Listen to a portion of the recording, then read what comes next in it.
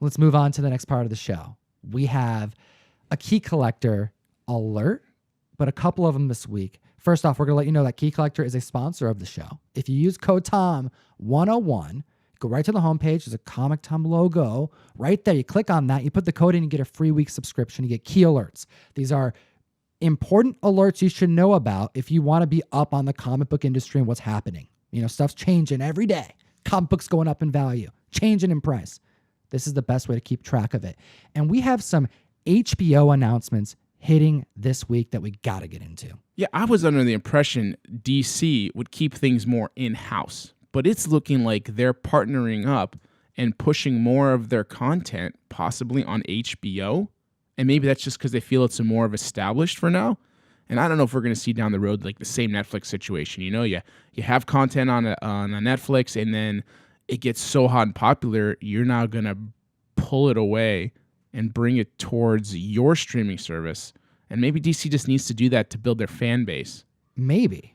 I think right now this is a very unique situation because what is being reported, this is from Deadline, first off, Green Lantern and Strange Adventures.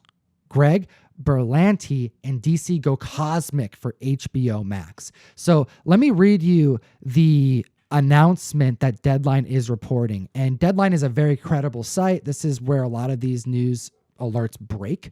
And there's some interesting verbiage used here that I want you to pay attention to.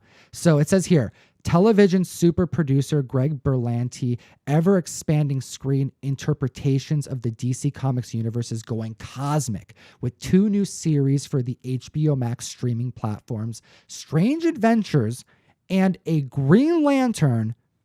I want you to focus on these next 2 words here. Inspired show. What does that mean? Yeah, I'm trying to think what inspired means. And all I can come to conclusion-wise is I feel that we'll have a Green Lantern show that will not be driven maybe by a comic, but maybe a standalone and a new story that maybe we're not all familiar with, which is fine. I don't really care how I get my characters as long as it's good and it keeps the characters alive, it keeps interest in them.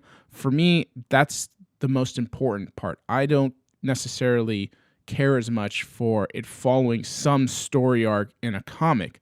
If you can convince me on the screen, which I find to be a separate and different medium, that's where I need my convincing when I'm watching a TV or a movie.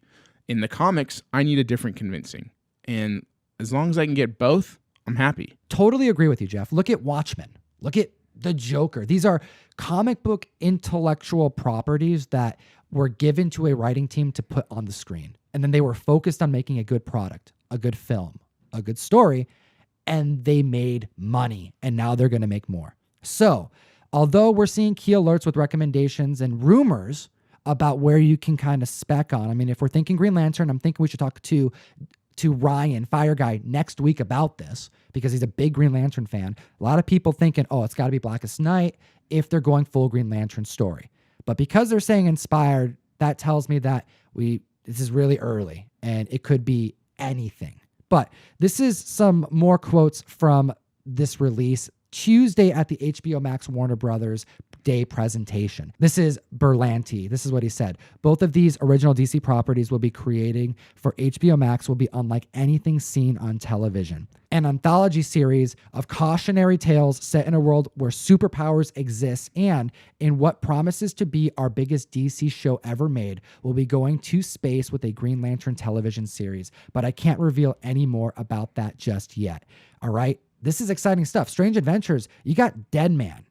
You got Adam Strange. You have Hawkman in Strange Adventures. You have Animal Man. I mean, you have a plethora of characters in that run in the comics. So who they're going to bring will be interesting and fascinating. But I'm open to the idea. I'm excited. And again, I'm all about, hey, something new.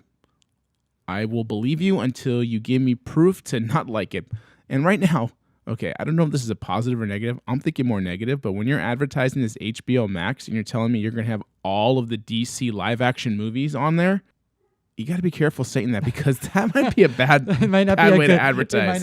That may be a bad thing, but you know what? Now that we see HBO Max and DC properties crossing over there, I think that it's really important to take a look at the key collector category. It's HBO/DC rumors, because we're only focused right now on these like superhero comic books. And DC has so many titles that have been rumored to hit some type of television adaptation. Well, maybe this is where they're going. Maybe this is where we're going to see Transmetropolitan. We've heard rumors of this show being optioned and that it's coming somewhere. It makes more sense that HBO is where it'll land. And I'm not just talking that. What about like American Vampire? I mean, there's a handful of shows that have been rumored that would fit perfect on HBO. The Invisibles, for example. Now, there are other comic books that I want the community to be considering that I'm looking at, and they're all in this category. Use that code Tom101. Let's move on to the next part of the show.